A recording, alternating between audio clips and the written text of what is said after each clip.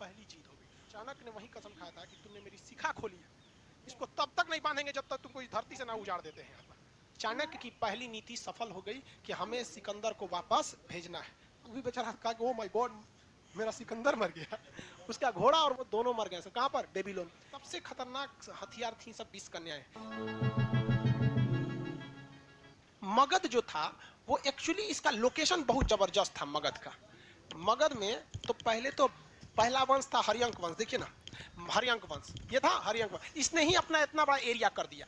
उसके बाद शिशुनाग आया, ये सब छोटा छोटा बढ़ाते गए सब छोटे छोटे एरिया को। अब महापद नंद आया तो कलिंग को भी जीत लिया, और ये पूरा एरिया किसका हो गया? मगध का हो गया। पूरा एरिया मगध का। मगध के पास नदियों की कोई कमी नहीं थी, जिस वजह से भूमि उपजाऊ थी और कृषि अच्छा होता था, राजा के पास पैसा था। झारखंड वाला एरिया भी मगध में ही आ गया था। कोयला, लोहा, हाथ सब चीज वहां से मिल जाता था। हाथी के दांत, लकड़ी, हर चीज मिल जा सकता था। मगध इतना बड़ा था कि इसे कोई जीतने की सोचता नहीं था। इधर से हमला करके घुसिएगा तो इधर से आके थूर देगा आपको। तो यहाँ पर कोई नहीं। ऊपर मगध में पूरी तरह से पहाड़ था, नीचे बंगाल की खाड़ी थी। मगध चारों ओर से सुरक्षित था, बड़ा एरिया था। लेकिन भारत का पश्चिम और उत्तर का भाग, यानी ये वाला भाग, पश्चिमोत्तर भाग कैसा था? अशांत था। पश्चिमोत्तर भाग कैसा था? अशांत था। तो प्राचीन काल में भारत का पूर्वी भाग यानी मगध का एरिया कैसा था? शक्तिशाली और शांत था, राजनीतिक रूप से स्थिर था। यहाँ कोई इसके शासन को हिलाने वाला नहीं था जब तक कि इनके खुद के सेनापति वगैरह इनको मार काट के ना हटा दे। अभी भी देखिए 3-3 वंश चेंज हो गया, क्या कोई बाहरी आक्रमण हुआ है? नहीं।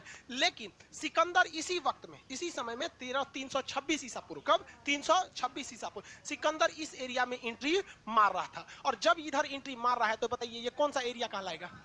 आसान था। यहां दो ठो महाजनपद मिलेंगे। एक आपका कौन सा मिलेगा? कंबोज। एक आपको मिलेगा गांधार। तक्षशिला राजधानी थी, तो वो इस एरिया में आने लगा। कौन? सिकंदर।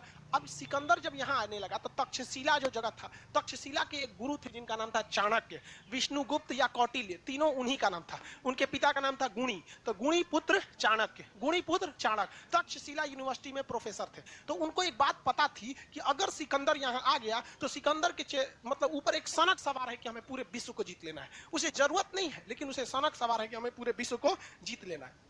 जब कभी भी कोई दूसरा व्यक्ति शासन करने लगता है अपने देश के ऊपर, तो सबसे ज्यादा अत्याचार गरीब लोगों पर होता है, क्योंकि उसको अपने से कोई मतलब नहीं है। जैसे मान के चलिए हम ही को आप चाइना का प्रधानमंत्री बना देंगे तो क्या करेंगे?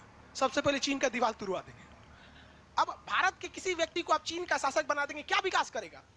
जिस जमीन पे आप पैदा नहीं हुए हैं, कभी भी उस जमीन से प्रेम हो ही नहीं सकता है। यहाँ पर क्यों जमीन से प्रेम हो जाता है? बचपन से हम लोग उस जमीन की मिट्टी खाए होते हैं, मिट्टी खा खा के बड़े हुए ना, इसलिए इससे प्रेम हो जाता है। इसलिए हम इसके बारे में कभी गलत ही नहीं सोच सकते।